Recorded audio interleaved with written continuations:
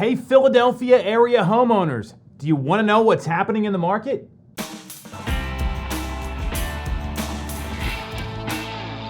You're definitely going to want to watch this one. Philadelphia area homeowners, we know that the biggest question out there right now is what's going on in the market.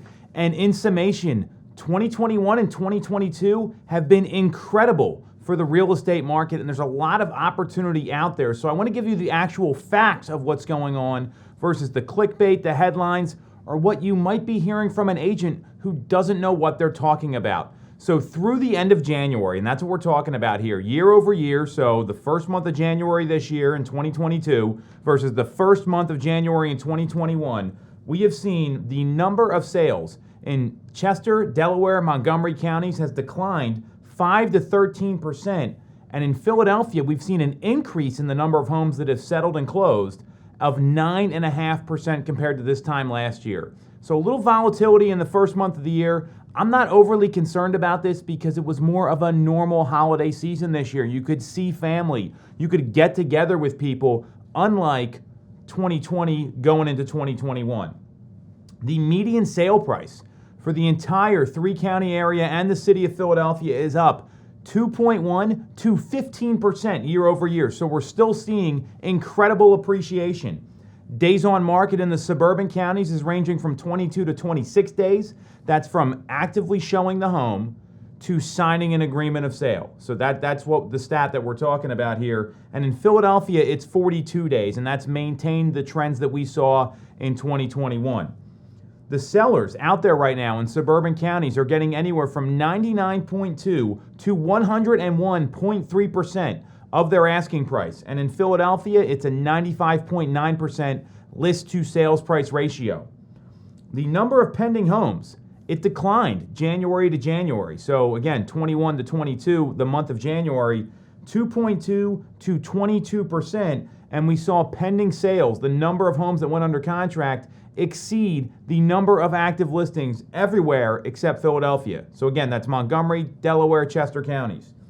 Inventory in the suburban counties is ranging from a 0.72 to a 0.84 month supply. So we're talking about 3 to 3.5 weeks.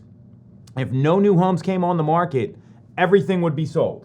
And in Philadelphia, we're seeing a 1.85 month supply of homes that are out there on the market right now. Number of new listings, that declined 1.1 to 26.9% year over year for the month of January. And rates, this is probably the biggest stat out of all of them. Rates have exceeded 4%. They jumped up to 3.75 in the month of January, came down a little bit, and then in the month of February, which is what we're talking about now because that's where we are, they've jumped up above 4%. So what does all this mean? There's a lot of data I just threw out to you here. There's a couple things I'm seeing.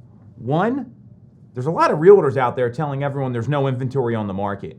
And if you look at the 2021 numbers, that is just not true. There's 7 million homes that sold in the entire U.S. in 2021 compared to 6.5 million in 2020. So more homes sold. What we're seeing is there's not stale inventory. That's what that number means of the supply.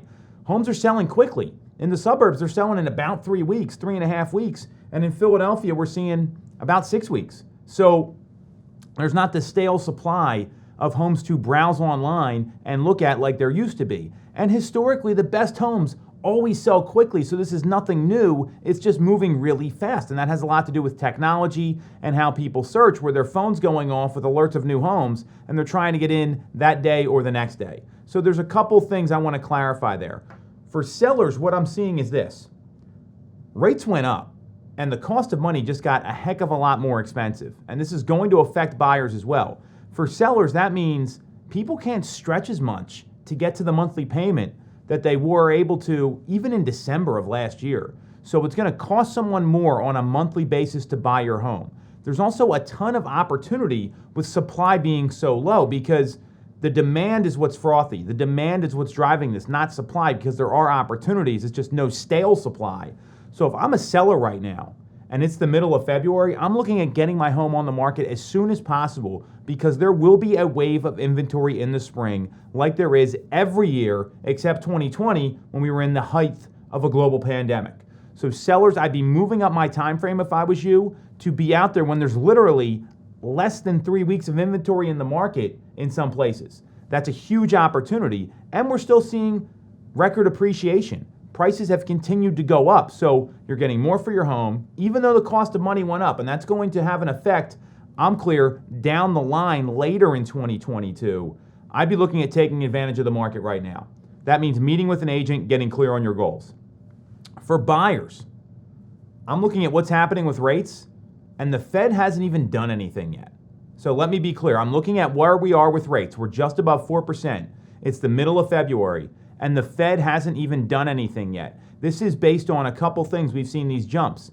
The Consumer Price Index, we talked about that last week on the show, so go back and watch that one on YouTube after you get done with this. The Consumer Price Index was the highest in 40 years. We're seeing inflation have an effect on what the 10-year Treasury bill is doing. So it's costing you more to buy a home. So if you're one of those people that wanted to wait and kept waiting and waiting for the market to crash, it still hasn't crashed. It's likely not going to for another 4 years. I'd be really nervous about where rates go if I was a buyer, and I'd be looking to get into something now as long as it met my needs. I wouldn't be messing around with playing the waiting game.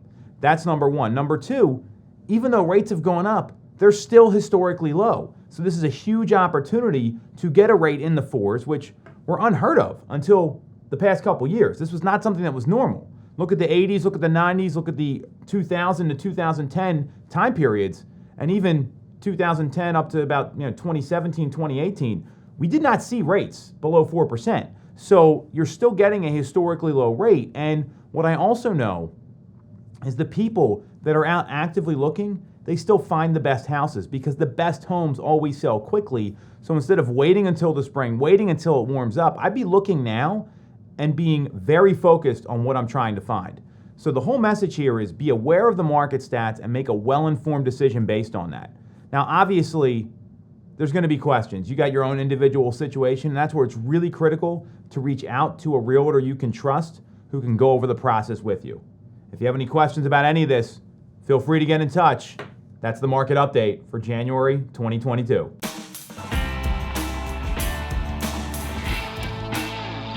You're definitely going to want to watch this one.